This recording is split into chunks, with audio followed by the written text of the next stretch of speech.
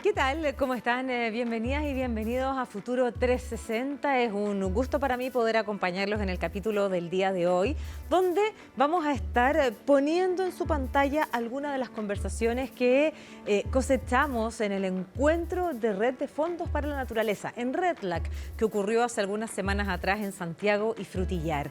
En ese lugar pudimos conocer de cerca la realidad ambiental de un lugar que es muy nuestro, que pertenece a nuestro país, pero que está aislado por razones geográficas. Estamos hablando de Juan Fernández, con una alta riqueza, con una alta biodiversidad y que se ha visto impactado positivamente justamente por los fondos de la naturaleza. Es parte de las conversaciones que llevaremos hoy aquí en Futuro 360.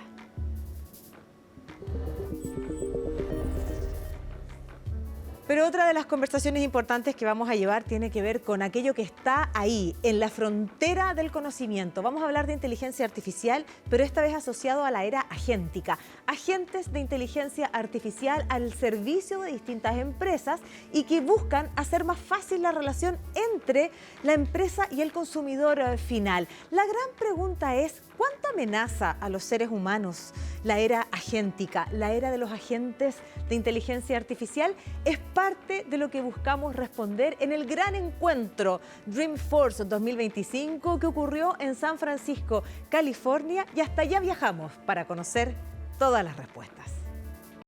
¿Alguna vez has necesitado ayuda para elegir el regalo perfecto de tu pareja o tu mamá? Imagino que sí. Encontrar a la persona idónea para ese consejo es un desafío y es justamente ese, entre muchos otros, los que Pandora, reconocida marca de joyas, pretende solucionar gracias a su agente de inteligencia artificial, Gemma. Las gemas son piedras preciosas, apreciadas en el mundo de la joyería, pero también es ahora un agente de IA basada en la plataforma Agentforce de Salesforce. Opera a través de chat, web y voz, que pretende ser de ayuda a los clientes con recomendaciones de productos, compras y soporte. Es parte de lo que se presentó en Dreamforce 2025, uno de los eventos de tecnología más grandes del mundo ocurrido en San Francisco, California. Estoy muy feliz de que todos ustedes hayan podido venir y estar aquí y ser parte de Dreamforce 2025. Como han podido ver, creo que ya ha sido extraordinario. Estamos totalmente conmocionados por la cantidad de personas, un evento sold out. Es la conferencia más grande de San Francisco, la segunda conferencia de tecnología más grande y ahora la más grande en asuntos de IA. AI Conference. Es así como Salesforce presenta Agentforce 360, plataforma que representa la adopción de la IA agéntica, una era que viene fuerte a modificar la forma que conocemos la IA. No solo responder a prompt, sino que tomar decisiones, planificar y actuar. Empresas de distintos rubros ya se aventuran con el fin de hacer más eficiente el vínculo con el cliente y mejorar así la experiencia. Vemos un futuro de la Agentic Enterprise, donde vamos a tener agentes trabajando con seres humanos y estamos en los primeros pasos de enterarnos de qué cosas deben hacer los agentes ahí o qué deben hacer los seres humanos, ¿no? Tenemos unas hipótesis, pero estamos todos experimentando con cómo usar esos agentes lo mejor posible y vamos a seguir evolucionando así. El agente es alguien que viene a colaborar con nosotros en poder tomar acciones y ayudarnos en temas que puede hacer de manera automática más eficiente. Y en banca, en retail, en seguros, son muchas empresas que están buscando innovar, generar valor, mejorar experiencias e incrementar las ventas. Para muchos, la llegada de la era agéntica es la mayor transformación del trabajo. Definir nuevos roles y ver cómo se complementa con las personas es la incertidumbre que en Dreamforce buscaron aclarar. Yo no veo como riesgo. Mira, el cambio siempre es un poco da inquietud, ¿no? La gente está siempre un poco ansioso de cómo va a cambiar. En inglés se dice, alguien ha movido mi queso, ¿no? Entonces eso siempre es complicado y es un deber importante de los líderes de ser honestos con sus empleados y con los líderes políticos también. Esto va a ser un cambio para la sociedad, pero creo que hay muchas ventajas que se va a crear al punto de qué vamos a poder hacer que nunca pudimos hacer antes. Históricamente, en la revolución industrial y en la evolución de la economía, en la historia económica, siempre ha habido destrucción de empleos y ha habido creación de nuevos empleos. Los empleos que hoy existen, muchos de los cuales hace 100 años no existían, y los que existen ahora no van a existir en el futuro, pero van a existir nuevos. Entonces uno va a estar encontrando nuevos roles como el prompt engineer, roles de gerenciadores de agentes, de orquestadores, un montón de soluciones para mejorar a los agentes y hacer que la inteligencia artificial sea humanamente compatible, que va a crear la necesidad de nuevos perfiles, nuevas posiciones, y posiblemente capaz las formas de programar o desarrollar conocidas como hasta ahora, algunas cambien y dejen de existir, pero van a aparecer roles nuevos, con lo cual yo soy muy optimista en que la inteligencia artificial va a generar mayores y mejores calidades de empleo en el futuro. Es ahí donde también la educación juega un rol fundamental. Adaptarse a esta nueva era es una necesidad para la formación de los futuros profesionales que va a necesitar la industria. Bien lo explica Siva Kumari, quien lidera College Possible. Absolutamente. La educación se debería adaptar porque los estudiantes ya están ocupando la IA en todas sus formas. Así que si no nos adaptamos, no nos va a gustar quedar atrás. Así que encuentro que es absolutamente necesario para los profesores y los estudiantes que se logren beneficiar de esto. El humano tiene, todos nosotros, que aprender, entender, entrenarnos y ver de qué modo IA nos ayuda en la gestión colaborativa. Es inteligencia artificial y humanos, no es disyuntivo. Entonces, todos tenemos que invertir tiempo y pedir ayuda en entender cómo nos ayuda el día. En Dreamforce 2025 presentaron distintas empresas que ya se aventuran a hacer eficiente el negocio, mejorar la relación con los clientes por intermedio de agentes de IA. Es así como Williams Sonoma, PepsiCo, entre otras, dieron a conocer a sus agentes. En PepsiCo hemos decidido que trabajaremos con muchos de los proveedores de tecnología aquí. Cuando uno va a una tienda, lo que vas a ver es lo que el vendedor quiere mostrarte, lo que en ningún caso va a ser todo lo que la marca tiene para ofrecer. Todo lo que tienen en innovación o todas las novedades, no logras mostrar todas las promociones. Esto es porque el vendedor es un humano, por lo que tienes limitaciones humanas en las capacidades que el humano tiene para mostrar todo lo que la tienda tiene para ofrecer. Es la era agéntica de dimensiones insospechadas, tal como lo ha sido la IA. Sin embargo, en este eterno dilema, si la tecnología va a reemplazar a los humanos, la respuesta es clara. Cambiarán los trabajos, muchos se transformarán, habrán nuevos puestos laborales, los autos se manejarán solos y quizás seamos atendidos por agentes de IA. Pero la esencia de la tecnología, la esencia de la IA es que ésta nunca empatizará, nunca sentirá, y eso hace la gran diferencia. La IA es muy buena en hacer las cosas muy productivas, como las tareas diarias, difundir información, hacernos a nosotros como organizaciones más inteligentes con los datos que manejamos, para volvernos mejores y mejores en lo que hacemos. Pero estamos en el campo del coaching individual, por lo que nunca nos gustaría reemplazar esa conexión humana. Yo creo que eso nunca será reemplazable, así que la personalización, no solo de los datos, sino que a través de la conexión humana, es lo que nosotros siempre buscamos y algo que siempre va a prevalecer. Uno podrá jugar ajedrez con un agente de inteligencia artificial e incluso uno podrá tener una conversación con un agente de inteligencia artificial. Es la era agéntica, este tema que se tocó muy fuerte en Dreamforce 2025. Pero tal como ha dicho el speaker y el reconocido actor hollywoodense Matthew McConaughey, la inteligencia artificial no le importa y la inteligencia artificial no siente. Por lo tanto, nada que temer los humanos en el desarrollo de esta plataforma que se tiene que usar en favor del desarrollo humano. Es parte de lo aprendido en Dreamforce 2025 en San Francisco, California.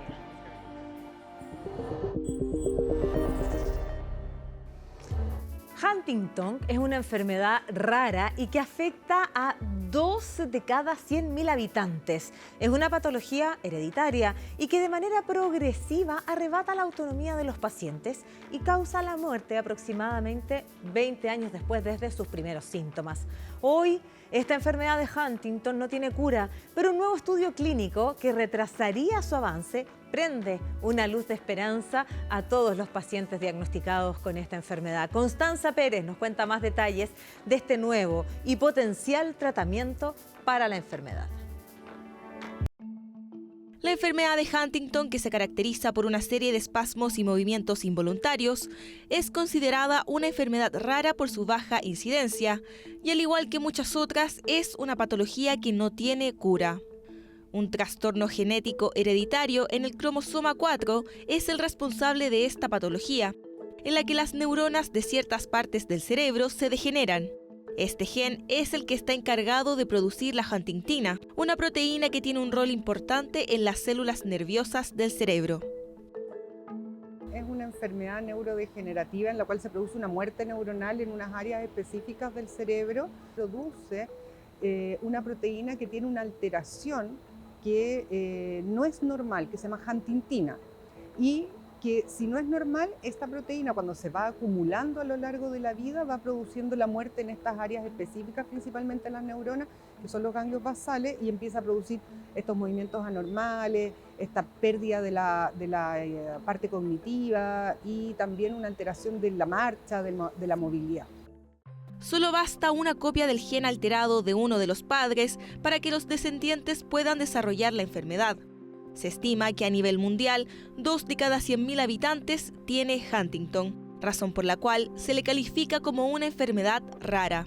Y en nuestro país, nosotros como centro tenemos en control aproximadamente 300 personas, pero nosotros estimamos que a nivel país podrían llegar a haber 800 personas de ese orden. Es una enfermedad que avanza lentamente, pero progresivamente y acaba debilitando todas las facultades de la persona.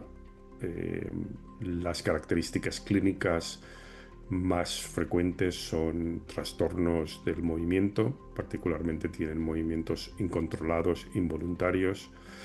Tienen también bastantes problemas cognitivos y psiquiátricos que hacen que la persona acabe necesitando estando en una dependencia absoluta de algún miembro familiar o de algún profesional de la salud, y las personas con la enfermedad acaban falleciendo aproximadamente 15 a 20 años después de que se les diagnostique con los síntomas de la enfermedad. Hoy, un nuevo y potencial tratamiento desarrollado por la compañía de biotecnología holandesa uniQure ha captado la atención del mundo médico y de los pacientes. El tratamiento AMT-130 administra por vía intracraneal un virus que funciona como un vehículo para administrar un microARN dirigido a las células de la parte afectada, el cual está diseñado para silenciar la huntingtina e impedir que las células produzcan la proteína defectuosa. La teoría es que al disminuir la expresión de la proteína que causa la enfermedad, se pudiese parar o mejorar la sintomatología de los pacientes.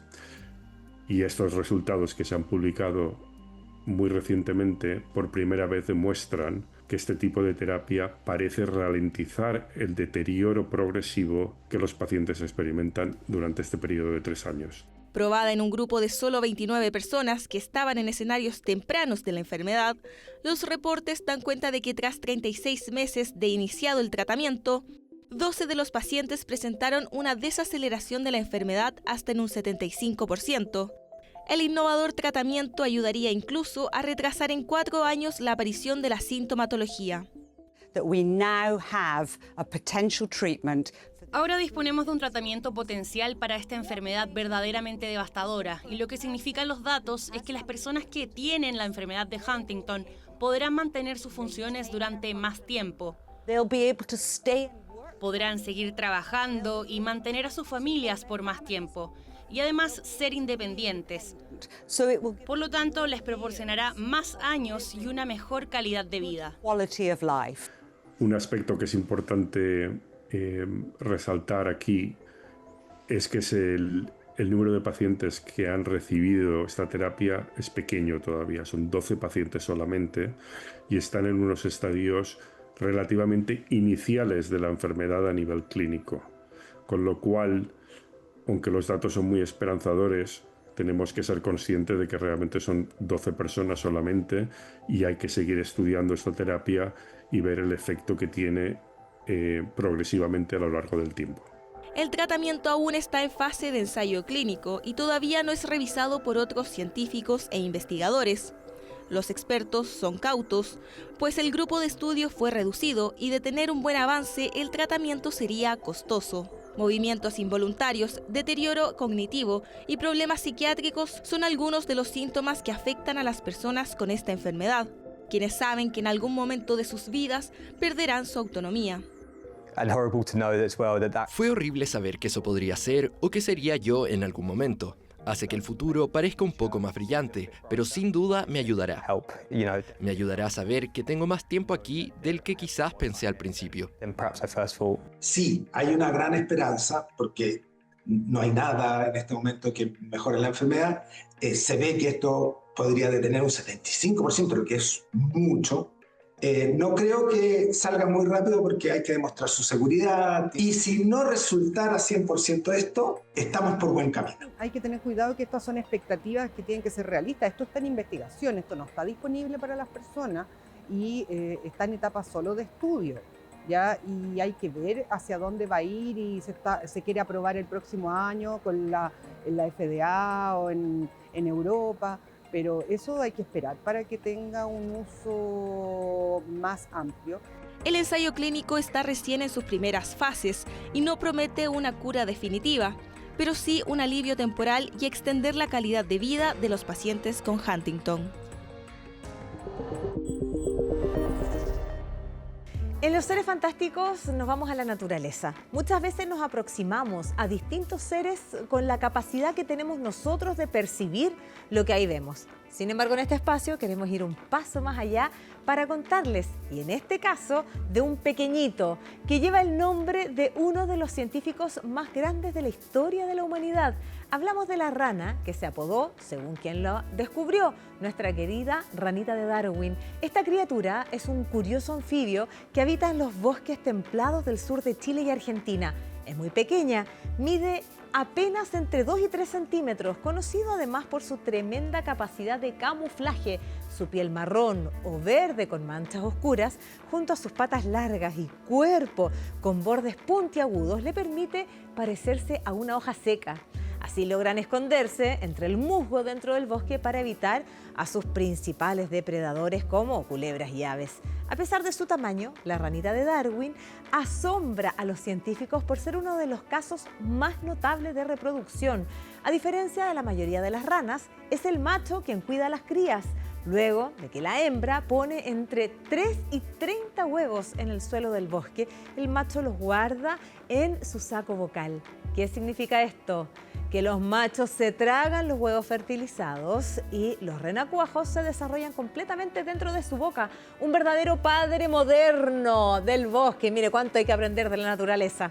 Allí los renacuajos crecen protegidos durante 6 a 8 semanas hasta que se transforman en pequeñas ranitas que salen del saco de su padre, listas para vivir por su propia cuenta. Por desgracia, la ranita de Darwin, que vive en el sur de nuestro país, se encuentra en peligro de extinción. Sin embargo, en Chile se han realizado importantes esfuerzos para protegerla, recuperar sus poblaciones y que esta especie única siga siendo parte del patrimonio natural de nuestro país y del planeta.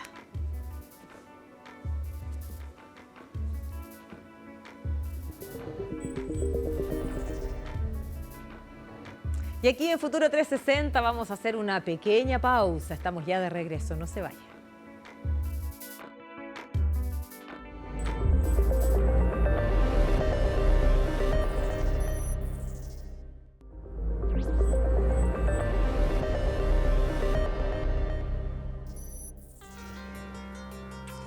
Los fondos de la naturaleza tienen que tener una mirada colaborativa, es decir, el Estado, los privados, para ir en ayuda de un lugar que es importante poder cuidar, preservar, restaurar, conservar. Eso es lo que justamente pasa en el archipiélago de Juan Fernández. Es la minera Teck quien también tiene la mirada puesta justamente en ese lugar, con alto valor natural, con un alto valor histórico y además ancestral. Solo decirles que hace más de 100 años pescadores de Juan Fernández aprendieron distintas técnicas para que su negocio pueda durar en el largo plazo, como por ejemplo las langostas pequeñas siempre devolverlas al mar. Esto y mucho más es parte de la conversación que tuvimos en REDLAC 2025 con el alcalde de Juan Fernández, Pablo Angulo.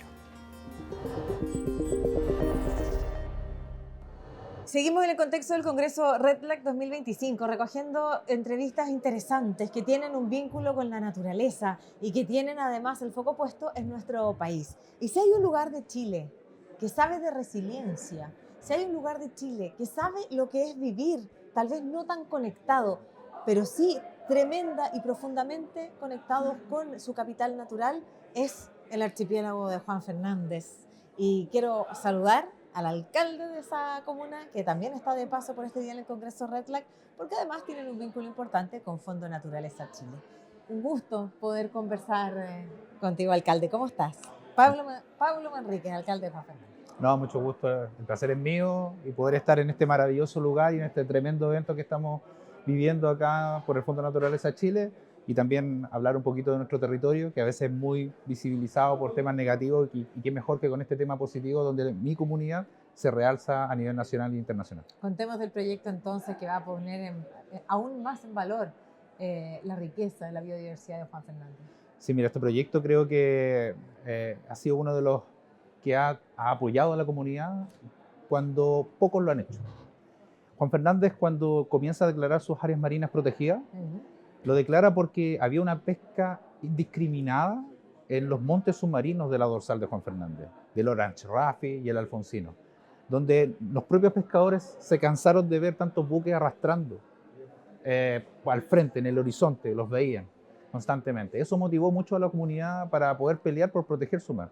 Ahí aparecieron algunas instituciones como Oceana o profesionales como Max Bello, hoy de Blue Marine Foundation, por ejemplo, como la Universidad de Concepción, por dar informaciones y apoyando a la comunidad. Hasta que se han creado las áreas marinas protegidas a través de un ACMU, un área costera protegida de múltiple uso, un parque marino del mar de Juan Fernández y un parque de Desventura. Hoy, en nuestro territorio, tenemos protegido casi 564.000 kilómetros cuadrados, que posicionamos a Chile como uno de los países con mayor protección. Estamos peleando expandir nuestras figuras de protección a casi 1 millón de kilómetros cuadrados. Eso posicionaría al país con más del 50% de la protección de su mar jurisdiccional. Y nuestra área marina protegida sería la segunda más grande del mundo. Por lo que eso es un trabajo que hay que destacarlo en los últimos 20 años. Y ese trabajo lo ha destacado el Fondo Naturaleza Chile. Y ha creído en esa comunidad que durante estas 2 décadas ha estado peleando constantemente nacional e internacionalmente para hacerlo, y ha podido escuchar. Y una de las virtudes que tiene el fondo es que no solamente escuchó a la comunidad, sino que la priorizó. Y la comunidad priorizó sus planes de administración y sus distintos puntos de financiamiento para poder trabajar en educación, en administración y en fiscalización de estas figuras de protección. Ahora es clave, y siempre nos hemos hecho esta pregunta de por qué es tan relevante los recursos para la naturaleza. La naturaleza necesita recursos, necesita dinero, necesita plata, dicho en chileno, para poder, ¿cierto?, conservar, para poder proteger. Y ese es el llamado que hacen encuentros justamente como este, a mostrar que hay proyectos que van a permitir cosas buenas para la naturaleza, como lo que está pasando en Juan Fernández. ¿Cómo proyectas tú también cuáles vayan a ser los beneficios en materia de conservación, todo lo que está ocurriendo ahí? Antes de la proyección, yo quiero destacar un poco lo que hacían nuestros bisabuelos y tatarabuelos. Ya, entonces antes de la proyección vamos a ir para atrás. Sí, ¿por qué? Porque por eso quiero proyectarlo, pero de esa manera de dar rápidamente, en resumen, un contexto.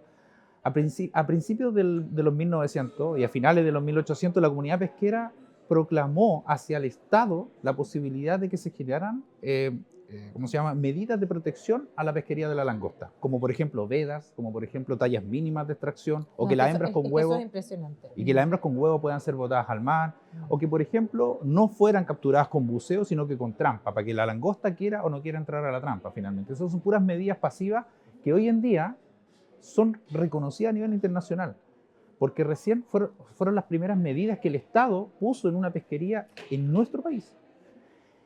Nosotros crecimos con esa historia. Esta generación que somos hoy en día las generaciones de las primeras que salieron a estudiar al continente. Toman esa historia y quisimos hacer algo, ¿cómo no podemos hacer lo mismo con proteger nuestros recursos? Entonces, trabajamos con la comunidad para poder concientizar y crear estas áreas de protección. Y las tenemos. ¿Cómo visualizo ahora?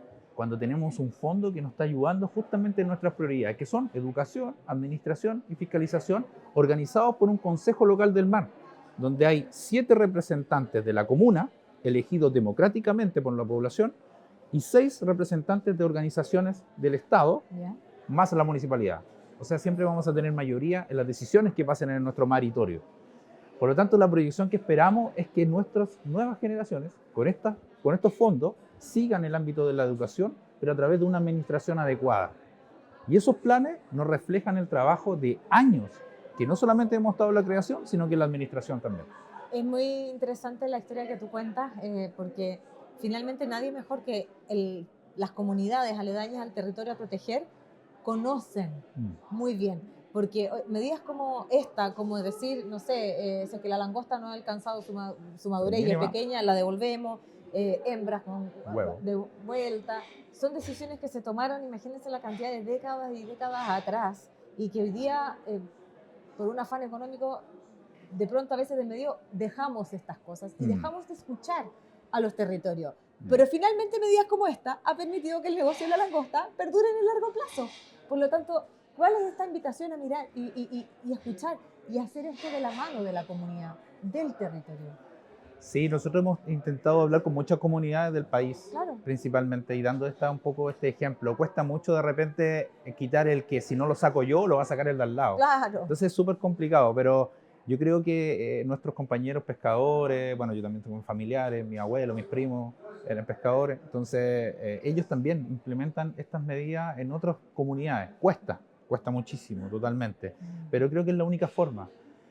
Y lo hemos marcado en la historia. O sea, hoy en día la pesquería de la langosta es la pesquería más sostenible, ni siquiera del país, sino que de todo el Pacífico suroriental. Imagínese. El 2015 fue certificada por el Marine Stewardship Council, que es la ecoetiqueta más famosa del mundo, que ecoetiqueta justamente las actividades más sostenibles, las que tengan las mejores buenas prácticas con el ecosistema. Y ese reconocimiento, que a veces cuesta que lo entienda el pescador, pero ese reconocimiento internacional es tremendo. O sea, a nosotros nos ha dado la oportunidad de poder mostrar nuestra pesquería y poder llamar la atención. Yo te voy a contar una anécdota. Cuando salí a estudiar a la universidad, pensaban que Juan Fernández estaba en Magallanes. Nadie a nivel nacional conocía que estaba Juan Fernández. Muchas personas me preguntaban lo mismo. Y yo les decía, ¿por qué? Es que como cuando terminan las noticias, está Rapa Nui en el tiempo. Rapa Nui, la Antártica y Juan Fernández. Y por eso creo que estamos en Magallanes. O sea, Juan Fernández después se hizo famoso por un tsunami, por una avioneta que pasó. Y todos sabemos lo que pasó. Pero además ahora, en esta última década, nos hemos puesto ya más famosos con cosas buenas. ¿Como cuáles? Como esta creación de áreas marinas protegidas, como destacar al país con una buena práctica de una buena pesquería sostenible, donde puede decirle al mundo entero, sí, tenemos una pesquería que es sostenible y que es natural. Y que nuestros propios viejos hacían conservación sin ni siquiera saber qué es lo que era la palabra conservación. Es que es ese conocimiento de tus antepasados, de las generaciones, porque conoces el territorio. Y cuando uno conoce, se sensibiliza, se conmueve, y cuando se conmueve, se moviliza. Sí. Y eso es lo que también quiero poner un poquito en valor, porque tú lo dijiste muy bien. Yo lo decía en la introducción, Juan Fernández es un espacio, un territorio que tengo la suerte de conocer, que bien sabe de resiliencia, pero que efectivamente se hizo conocido tal vez por razones muy tristes, pero finalmente ustedes tienen una comunidad que es resiliente, que ha sabido mantener en el largo plazo y en el tiempo una pesca que es sostenible, una pesca que además, es cierto, puede ser ejemplo para el resto del mundo. Y hoy día, con las áreas protegidas que están allá, ¿cuál es el valor y la riqueza, si puedes tú ponerla en perspectiva, que tiene Juan Fernández? Juan Fernández, como ya lo dije, es un área marina protegida que alberga el mayor endemismo en peces costeros. No hay ningún otro lugar en el mundo que tenga mayor endemismo en peces. Como también en plantas, no hay ningún territorio insular en el mundo, ni siquiera Hawái. Tiene más plantas endémicas por kilómetro cuadrado, ninguno. Entonces, ese es el patrimonio que nosotros tenemos que cuidar. No solamente tenemos parque marino, parque nacional en el Terret, sino que también somos reserva de la biosfera declarada por la UNESCO. Entonces, esos atributos tenemos que mostrarlo al mundo y tenemos que concientizar siempre a nuestro territorio. Ahora bien, estamos en el contexto del Congreso REDLAC, donde se reúnen distintas personas dedicadas a los fondos ambientales y de la importancia de poner recursos y hacer crecer estos fondos. Y ustedes son unos beneficiarios de ello. Por lo tanto, ¿cuál es el mensaje que te gustaría entregar respecto a esta posibilidad de entender que la naturaleza necesita recursos para poder ser preservada? Sí, pueden estar las buenas intenciones, pueden estar los buenos ánimos, las disposiciones, pero sin recursos no podemos cuidar. Y lo bueno que ese recurso que se está invirtiendo en territorios donde la comunidad lo acepta, inmediatamente va a beneficiar a la naturaleza. Y por eso que quiero agradecer al fondo, a su presidenta, Carolina Smith, a nuestro director ejecutivo, Eugenio Rengifo, y a todo el equipo que ellos tienen, porque conocen el territorio, ya han estado con la comunidad. Y la misma comunidad le transmite. Entonces, transmitieron, recepcionaron las prioridades y se está financiando de acuerdo a lo que la comunidad comenta, a la comunidad prioriza. Eso, sin duda, es un aviso a las demás comunidades. Hay tantos lugares en Chile que podemos cuidar, pero necesitamos esos recursos. Primero, que vengan desde las comunidades, desde las propias bases. Si nace desde las bases, va a ser mucho más efectivo la conservación en los territorios. Ha sido un gusto poder conversar contigo. También traernos, mostrarnos, recordarnos que tenemos lugares tan preciosos, tan valiosos como es, por supuesto, Juan Fernández, toda su comunidad y toda su riqueza natural. No, muchas gracias y saludo a toda mi comunidad que justo el día de ayer comenzó la temporada de pesca de langosta. Así que del 1 de octubre al 15 de mayo me saludo a todos los pescadores, cuídense porque lo más importante es después volver a la casa junto a su familia. De todas maneras, y con ese mensaje también, mira qué sincrónica entonces el momento de esta conversación. Y hoy día en el Día del Medio Ambiente. Imagínate, y además buenas noticias en materia de educación. Exacto. Muchas cosas están pasando en Juan Fernández y este espacio también para poder visibilizarla. Y con ustedes, como siempre, nos vamos a encontrar en una próxima entrevista, estas que estamos recolectando aquí en contexto del Congreso REDLAC 2025. Para poder conservar es crítico entender por qué es tan importante hacerlo, cuál es la mirada que existe para la conservación ambiental. Y eso es parte de la conversación que tuvimos con Bárbara Saavedra. Ella es directora de WCS Chile, es especialista en conservación ambiental y nos explica justamente por qué son tan relevantes los fondos para la conservación de la naturaleza con una mirada estratégica para la conservación de la naturaleza misma, por la deuda que tenemos con el planeta, pero también para el desarrollo de nuestro propio país. Es parte de la conversación que tuvimos con ella en contexto de REDLAC 2025. Estamos en contexto del Congreso REDLAC 2025 y queremos poner en valor un concepto que queremos que sea común a todos y que tiene que ver con la conservación. La gran pregunta es si se puede conservar sin recursos, de quién es la tarea, cuál es el rol que tenemos incluso todos y cada uno de nosotros en cuanto a poder conservar, preservar la naturaleza. Todo eso y mucho más se lo queremos preguntar a Bárbara Saavedra. Ella es directora senior de Wildlife Conservation Society Chile. Es un gusto conocerte, Bárbara. ¿Cómo estás? Muchas gracias, gusto conocerte también. Aunque suene muy del primer peldaño la pregunta, ¿qué es la conservación y por qué es tan relevante? Bueno, está súper buena, una pregunta muy básica, pero que todavía hay que promover el entendimiento de que nosotros las personas dependemos totalmente de la naturaleza para existir y para prosperar. Y no solo las personas, sino también las cosas que hacemos, las empresas también, etc. Y lo que se conserva es la naturaleza y la biodiversidad, que es un sistema de vida complejo, el único lugar del universo que se conoce que existe acá, y desde el cual nosotros extraemos algunos recursos, que son estructuras de la naturaleza o procesos naturales. Y por lo tanto, la conservación de la naturaleza va en directo y absoluto beneficio de las personas y precisamos mantenerla para poder proyectarnos en el futuro e ir generando mayor bienestar a las sociedades. La naturaleza necesita recursos también. Y una de las grandes preguntas tiene que ver, bueno, con lo que ha convocado y convocó el Congreso REDLAC, que tiene que ver con los fondos para la naturaleza, pero empiezan a existir conceptos como el capital natural y como finanzas, donde se integra el valor de la naturaleza en la economía, que siempre pareció ser tal cosa disociada. Hoy día también existe este financiamiento verde. Bueno, ¿cómo también tenemos que empezar a cruzar esto y nunca dejar de mirar a la naturaleza a la hora de hacer cualquier unidad de negocio? Estamos en un proceso como humanidad de transformación. ¿Y por qué? Porque hemos desarrollado nuestras actividades, especialmente la económica, a espaldas de la naturaleza. El resultado de eso es que una parte muy importante de la naturaleza, en el caso de Chile y en el caso global, por ejemplo, el 50% más o menos de los ecosistemas están en estado de degradación.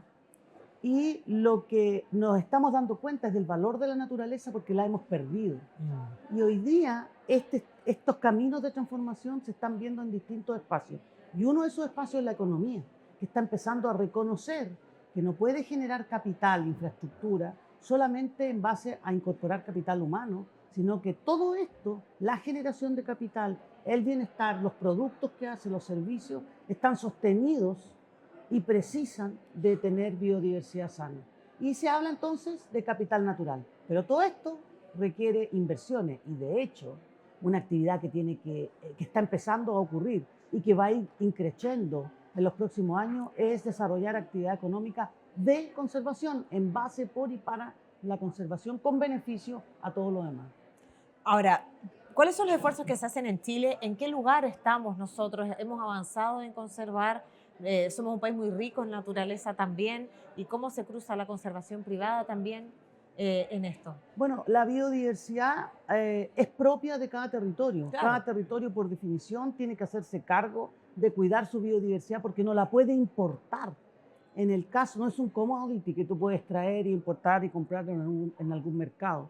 En el caso de Chile tiene la particularidad que a pesar de que es un país pequeño, tiene una historia biogeográfica tan particular que la naturaleza que nosotros tenemos es una naturaleza que existe en muy pocos lugares y por lo tanto tiene un mayor valor a escala global. Y dentro del escenario global de conservación, nosotros hemos avanzado en tener una serie de instrumentos, de áreas protegidas. Tenemos, por ejemplo, casi el 23% del territorio protegido, tenemos un 43% del mar, bajo protección ese número está subiendo ahora, pero nos faltan grandes piezas que tienen que ver con poder dotar estas áreas, por ejemplo, con capacidades humanas, con programas específicos para realmente transformar estas declaraciones en conservación efectiva en los territorios.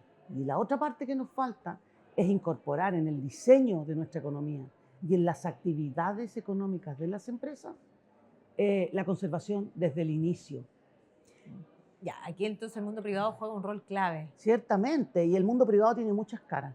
Tiene la cara de la empresa, pero también tiene la cara de las fundaciones, de la sociedad civil, de gente que participa desde otros espacios de lo privado y puede contribuir. Y nosotros tenemos varios ejemplos de eso. Acabamos de hacer un panel acá en el cual hemos visto cómo empresas, desde el punto de vista del negocio, ya están invirtiendo y mirando y desarrollando estrategias que permiten incorporar la naturaleza en su negocio. Y también tenemos iniciativas de conservación privadas de personas o de fundaciones chilenas que también hacen lo mismo.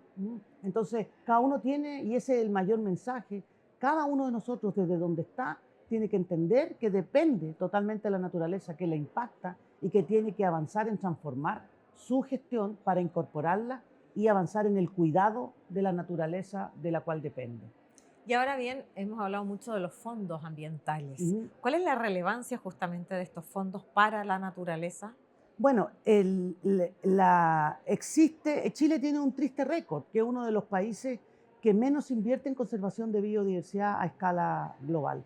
Nosotros, la organización que nosotros tenemos junto con otros socios, venimos hace muchos años levantando esta idea de generar un mecanismo de financiamiento que permita llevar financiamiento a iniciativas de conservación, fundamentalmente en los territorios. Y uno de esos instrumentos son los fondos de conservación, que existen decenas en el mundo y en la región, en Latinoamérica, cerca de 34. Y por eso trabajamos en conjunto con el Estado chileno, en conjunto con organizaciones nacionales y chilenas, internacionales y chilenas, creando el Fondo Naturaleza Chile, que hoy día es el mecanismo que tiene el país para poder canalizar y atraer recursos y canalizarlos a estas iniciativas de conservación que están en los territorios y ayudar al Estado y a la sociedad toda a cumplir en mejorar la condición, la calidad y la gestión de la biodiversidad en Chile. Ahora, el fondo necesita recursos, necesita de otros que confíen en ellos. Y esto es una transacción, lo hemos dicho muchas veces, que tiene que ver con la confianza. Por eso es que los fondos también en la gobernanza, en la transparencia, sabemos que están metidos en proyectos que tienen que ver con el largo plazo. La naturaleza no tiene los tiempos de la política ni la frontera de los países. Y eso es una mirada que tenemos que tenerla muy clara y las empresas también. Por lo tanto, ¿cómo ves tú también que distintas industrias empiezan a mirar estos fondos como una posibilidad también? Claramente, es un método para que ellos puedan gestionar su financiamiento e inversiones en la naturaleza de la mejor forma posible. El trabajo del fondo se trata en conectar este dinero con realmente las necesidades de conservación que están identificadas por el Estado, por las ciencias, y de hacer más efectiva esa inversión. Y hay una cosa importante, muy interesante, que las empresas, el objetivo principal de las empresas es mantenerse en el tiempo. Y los tiempos de los desarrollos de muchos proyectos son más o menos los tiempos de los diseños de la naturaleza. Mira. Entonces ahí hay una sobreposición que favorece este diálogo y esta conexión de una manera muy virtuosa, y que dentro de este Congreso lo que nosotros estamos haciendo es el llamado a conectar con el Fondo Naturaleza y poder ver cómo aportar desde su esfuerzo, especialmente aquellos que tienen capital hoy día y que dependen de la salud de los ecosistemas para poder sostener su negocio. Tú escuchabas por ahí, yo no recuerdo bien la cifra, pero en uno de los días, ya les he contado que estamos en el contexto del Congreso REDLAC 2025, uno de los ministros o la ministra decía, no sé si era el 80% de la exportación de Chile depende de la naturaleza. Y ustedes piensen bien, nuestros principales productos dependen de la naturaleza. Porque nosotros somos un país productor de recursos naturales. Exacto. Y esos recursos naturales dependen de la biodiversidad que los sostiene.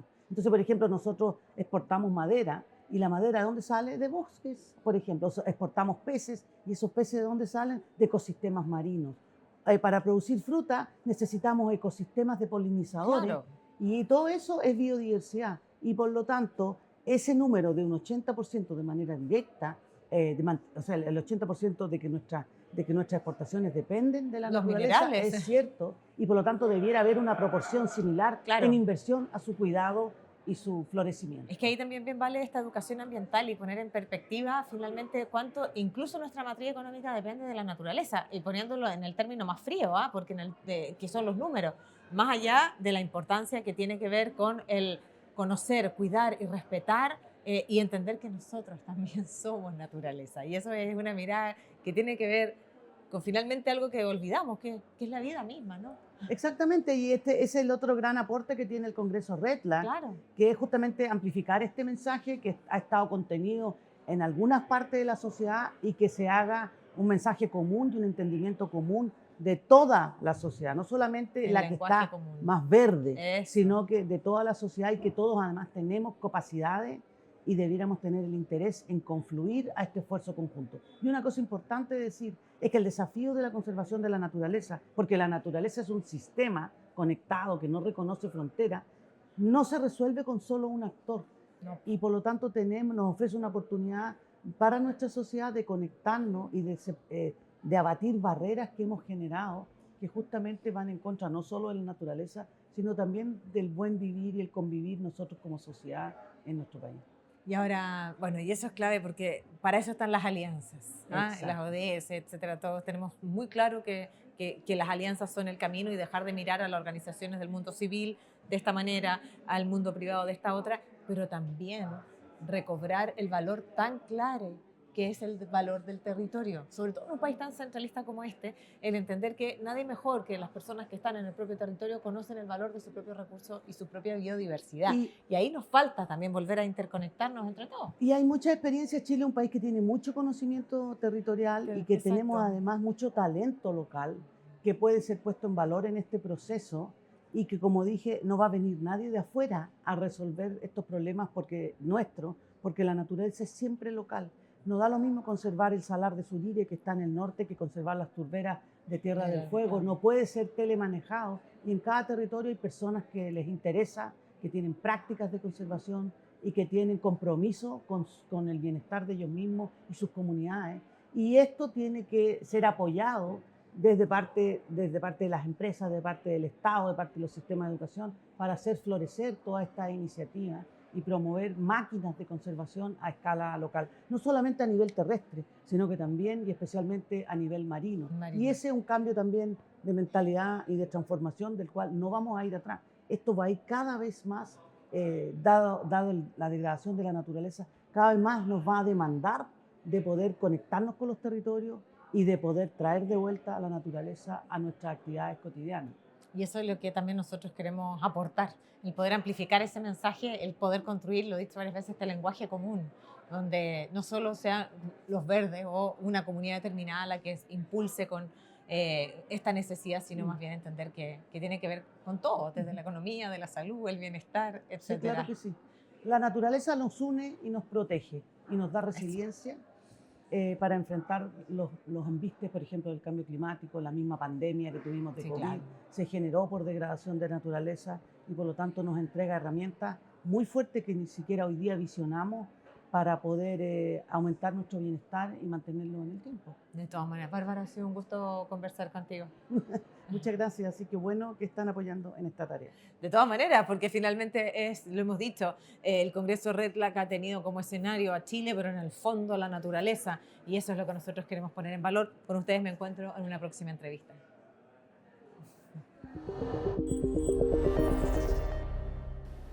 Nos separamos un instante muy breve, no se mueva, ya volvemos con más.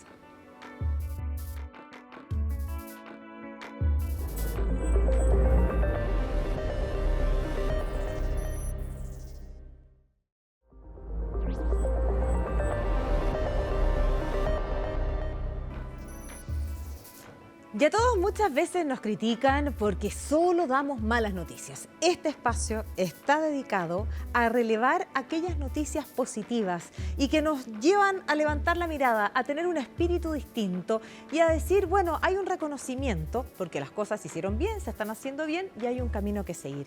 Fíjense que un estudio realizado en Chile fue destacado por la prestigiosa revista The Lancet Infectious Disease, que publicó en su portada la investigación efectividad e impacto de Nirsevimab en Chile durante la primera temporada de una estrategia nacional de inmunización contra el virus respiratorio sincicial. ¿Qué quiere decir esto? Que Chile se convirtió en el primer país del hemisferio sur en implementar esta inmunización universal. Es un anticuerpo monoclonal, que es el Nirsevimab, para lactantes como parte de su Plan Nacional de Inmunización. Según el informe, la campaña nacional iniciada en el 2024 logró que al fin de la temporada no se registraran muertes de recién nacidos por esta infección respiratoria, que es el virus sincicial. Además, las hospitalizaciones pediátricas por este virus disminuyeron, fíjense, cerca de un 80% en comparación con los años anteriores. En la misma edición, la revista incluyó un comentario editorial titulado Prevención del VRS, que es el virus, lecciones de salud pública del hemisferio sur, escrito por investigadores como Federico Martinón Torres y Narmín Mala del Hospital Clínico Universitario de Santiago de Compostela, en España. En este se destaca que la amplia cobertura del programa chileno, la rápida aplicación del anticuerpo y su integración dentro del Sistema Nacional de Inmunización fueron factores clave para lograr este impacto significativo en la salud pública. ¿Qué significa esto?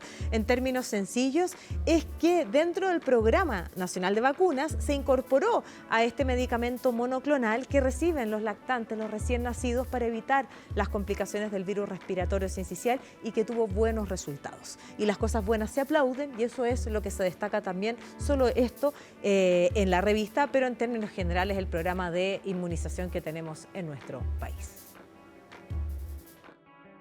Estamos muy orgullosos como país porque hoy día Chile es portada a nivel mundial, porque así como dice su titular, ofrece desde el hemisferio sur lecciones de salud pública para el mundo entero. Y esto es porque desde el año 2023 incorporamos el medicamento preventivo contra el virus respiratorio sincicial para poder ofrecerlo a todas las familias chilenas, a todas las familias de nuestro país, de manera gratuita y universal, este medicamento que salva vidas y como consecuencia ya por segundo año consecutivo no hemos tenido que lamentar el fallecimiento de ningún menor de 1 año a causa del virus respiratorio sincicial durante la temporada de invierno.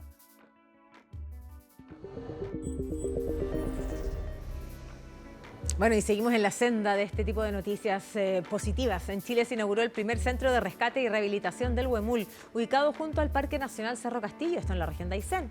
El huemul es un ciervo más austral del mundo y una de las especies más amenazadas del país. Hoy se calcula que quedan solo unos 1.500 ejemplares entre Chile y Argentina, porque bien sabemos la naturaleza no sabe de fronteras, lo que equivale apenas al 1% de su población original. Sus principales amenazas son los perros asilvestrados, el ganado doméstico, que le transmite enfermedades, autos que los atropellan y las especies invasoras como el jabalí, el cervo rojo, que compiten por su hábitat o incluso lo atacan.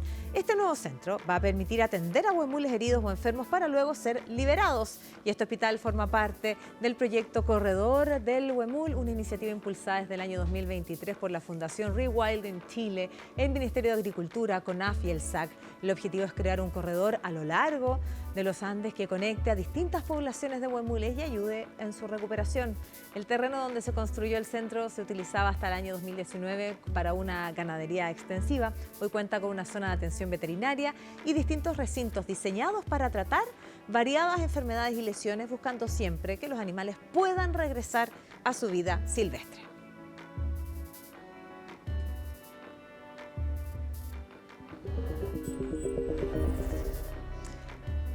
Seguimos entonces en este espacio que está dedicado a las noticias positivas. La Dirección General de Aguas del Ministerio de Obras Públicas declaró reservas de caudal en los ríos Futaleufú y Puelo, esto en la región de los lagos. La medida busca proteger su valor ecológico y garantizar un uso sustentable del agua. La Contraloría General de la República confirmó esta decisión que establece la reserva de caudal con fines de preservación ecosistémica para ambos ríos en la Patagonia chilena. Esta medida busca asegurar agua destinada para la preservación de los ecosistemas, proteger la biodiversidad y el equilibrio natural de estas cuencas. La reserva de caudal permite además proteger una parte del agua de los ríos sin afectar los derechos de uso ya existentes. De esta manera, se resguardan las actividades que dependen de estos cursos de agua, como la pesca recreativa, el kayak, el rafting, la agricultura a pequeña escala y la ganadería de subsistencia. El proceso comenzó hace más de un año, impulsado justamente por los alrededores, las comunidades locales y organizaciones ambientales que por décadas han trabajado para evitar la construcción de algún tipo de proyectos en el sur de Chile. Esta medida busca y fue posible gracias a la reforma del Código de Aguas del 2022 que incorporó la conservación como una causa válida para declarar reservas de caudal. Con ella, el presidente de la República puede, mediante decreto, proteger un recurso hídrico con fines ecosistémicos o de subsistencia. Es así como los ríos Futaleufú y Puelo se convierten en los primeros caudales oficialmente protegidos del país, marcando un hito en la gestión sustentable del agua en Chile.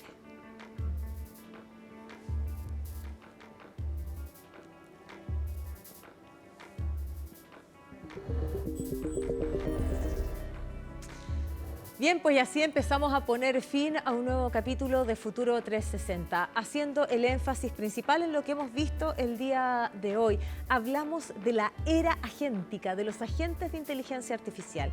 Solo a modo de conclusión, y es que cuando estuvimos en Dreamforce siempre nos dijeron, la inteligencia artificial nunca va a sentir. A la inteligencia artificial nunca le va a importar y son esos los valores que nos hacen propiamente humanos, a los que tenemos que abrazar en medio de esta revolución tecnológica para que finalmente nunca sintamos tan fuerte la amenaza. Con este mensaje nos despedimos, gracias por acompañarnos y será hasta una próxima.